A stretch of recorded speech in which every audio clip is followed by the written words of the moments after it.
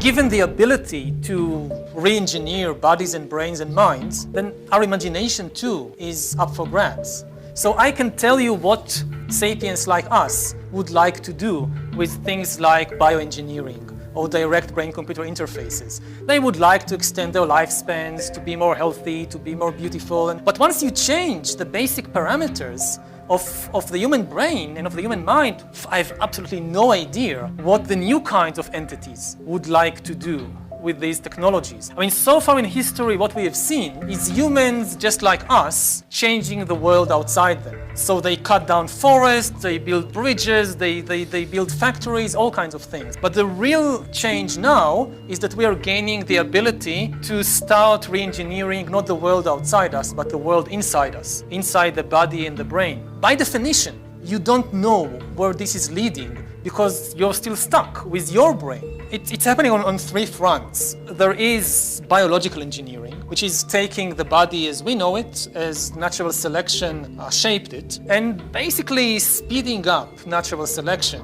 And we are beginning to see all kinds of interventions on the genetic level, all kinds of interventions with the growing new organs. So this is one front, biological engineering, which is the most conservative because it still stays with the basic building blocks of organisms as we have known them for 4 billion years. The second approach is more radical, and this is to start combining organic and inorganic stuff. So direct brain-computer interfaces, replacing organic hands with bionic hands, adding to the body a second immune system, which is not organic but an inorganic immune system made up of millions of tiny nanorobots inside your body that diagnose cancer. But you still, the main command and control center is still your organic brain. The third and most radical way is to completely give up, completely abandon organic stuff and create completely inorganic life forms. Whether this can be done or not is an open question. The biggest open question as yet so far in the life sciences is the question of consciousness. We have no idea what consciousness is, what it does, how it emerges. The common assumption is that somehow the mind, consciousness, emerges from the brain, and if we hack the brain, and if we understand how billions of neurons create subjective experiences, then there should be no barrier